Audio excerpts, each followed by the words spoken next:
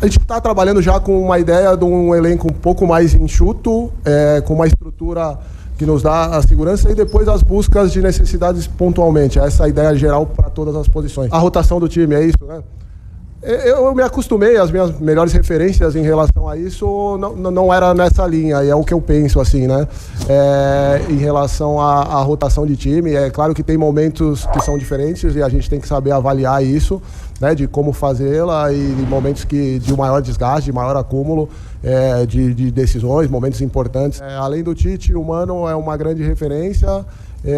O Nelsinho Batista foi um cara que passou rapidamente aqui num período que não era dos melhores, mas uma grande referência de vários aspectos ali de dia a dia. Vários outros que eu fui passando, assim, né? Desde o começo eu peguei Vanderlei, peguei Parreira, enfim, menos o Parreira, porque naquela época eu não tinha tanto contato, mas tinha muito contato com o Jairo Leal, que era um auxiliar dele, que era um cara espetacular. Trabalhar com uma comissão estrangeira não foi a primeira vez, né, que eu participei, tive a possibilidade em outros momentos, mas de uma forma diferente agora, né, uma comissão maior, enfim, com algumas dinâmicas diferentes, que trouxe uma possibilidade de visualizar um cenário diferente do comum do nosso dia a dia, enfim, que traz mudanças mais do que coisas boas ou ruins, coisas diferentes que a gente vai aprendendo e tentando extrair o que tem de bom e de ruim em cada uma dessas circunstâncias, mais uma etapa ali de um crescimento.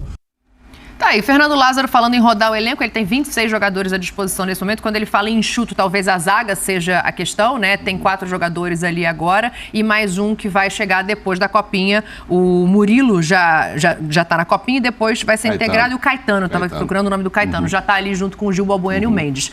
Agora, o presidente, ele não ia ser bobo de falar de Vitor Pereira nesse momento. Apesar do bom trabalho, a situação a gente sabe qual é de saída do VP. Os nomes que ele falou ali te indicam que tipo de trabalho? Ele está há muitos anos no Corinthians. Ele é um discípulo do Tite, principalmente. Claro que ele cita lá o Mano, os outros e tal. Claro, vai aprendendo um pouco cada um.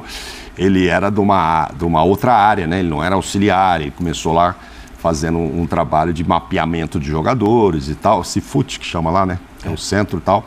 Que o levou para a seleção brasileira também, o Tite o levou para a seleção. Então, em 2016, ele sai e vai trabalhar com o Tite. Então, assim, a referência maior para ele que vai começar a carreira, sem dúvida, é o Tite. Ele ligou, conversou com o Tite, encontrou pessoalmente, disse nessa entrevista que teve pessoalmente, foi um papo muito bom. O Tite falou sobre controlar a ansiedade, etc.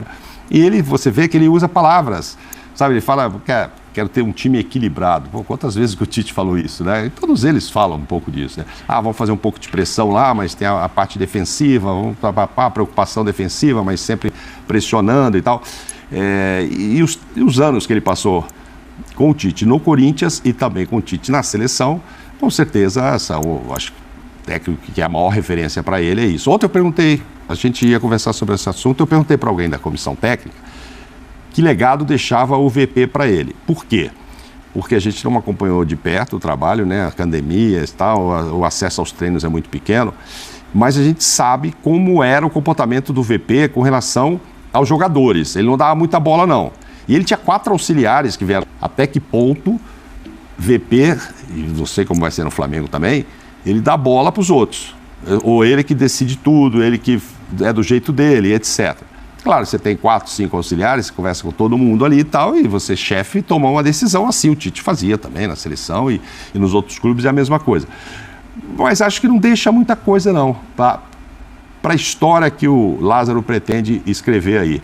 Eu acho que é muito no caminho do Tite, sem dúvida alguma, a maior influência dele, por todo o tempo que ele viveu com o Tite, da maneira que o Tite é também de tratar as pessoas, que certamente deu muito mais moral para o Lázaro do que o VP deve ter dado. Mas eu cheguei a telefonar para alguém lá ontem para saber, para não falar, né, ser leviano, não, ele não participava de nada, não, o VP tomava todas as decisões. Isso a gente ouviu aqui na ESPN, de jogadores, dizendo nós não éramos consultados, a gente ficava sabendo uma hora antes ali do jogo e tal, mas não significa que o Lázaro não participasse das reuniões.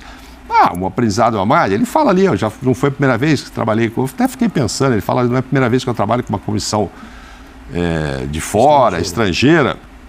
Eu estou pensando nesse tempo que ele está aí no Corinthians, quem é que passou de fora aí, que ele teve essa experiência, mas fica alguma coisa? Fica. Mas sem dúvida alguma, a resposta é, ele é da escola do Tite. Então, eu fiquei pensando numa outra coisa. A gente viu lá atrás, né, a tentativa de Thiago Nunes para mudar a cara desse Corinthians. E aí o tempo passou, o relógio virou.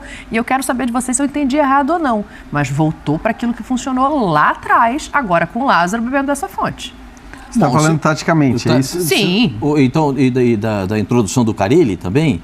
É, bem lembrado. O Carille tem o Carille foi um período o treinador do Corinthians, depois saiu, ficou como assistente, depois voltou como treinador efetivo. Mais ou menos como essa situação do Lázaro. Ele ficou um período como treinador que cumpriu lá o seu período depois da saída do Silvinho. Só um detalhe, Pascoal, eu acho que nessa entrevista, o Lázaro, mas a gente pode confirmar, não cita o Carille, porque nessa época ele estava na seleção com o Tite.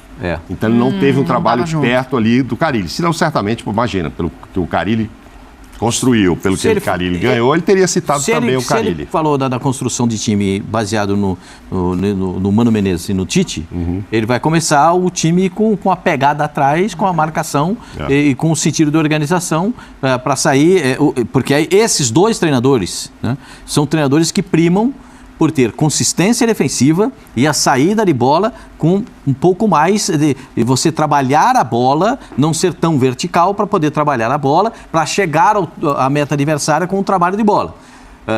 Não sei se ele vai ter... ele falou que não vai mudar muito o time. Ele não quer rodar tanto, Ele não quer rodar. Eu acho que essa é uma impossibilidade que ele tem de não rodar o time. Exatamente. Isso aí não é uma escolha, né, Pascoal? Não é uma escolha. Necessidade. Não rodar não existe no futebol brasileiro. Eu acho que tudo bem, ele pode tentar rodar menos, usar menos. Ainda mais que nós não estamos falando de um elenco jovem, né, com apenas juventude, com caras que tem... E nem os jovens têm capacidade de jogar todos os jogos de uma temporada no Brasil. Mas então, isso não vai ser uma escolha. Ele vai ter que rodar e ele certamente vai rodar.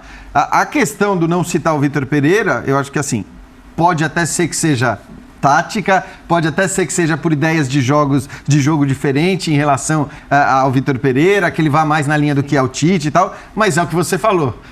Mesmo que que o modelo dele fosse o Vitor Pereira, que o sonho do Fernando Lázaro fosse ser Vitor Pereira, ele jamais citaria esse nome na entrevista coletiva de apresentação ao Corinthians. Aí acho que é uma questão de inteligência, ele não falar absolutamente nada do último técnico do Corinthians. Vamos ver, eu acho que assim, é claro que o Corinthians, ao fazer essa escolha, ele está apostando numa série de coisas, ele vê qualidades no Lázaro que provavelmente nem a gente conhece direito, a gente ouve falar, mas a gente vai começar a conhecer o trabalho dele para valer agora. Você tem, obviamente, questões financeiras também que acho que podem ter contribuído para essa escolha, mas o Corinthians jamais escolheria um cara que ele conhece tão bem, porque a direção do Corinthians conhece muito bem o Lázaro, jamais teria escolhido esse cara se não visse nele qualidades suficientes para fazer um bom trabalho. E talvez a saída do Vitor Pereira do jeito que foi o ajude, pelo menos no sentido de ter um apoio, de ter uma comunhão maior em torno do seu nome, né? Porque ficou... Agora a mágoa não é pela saída do Vitor Pereira, agora é a mágoa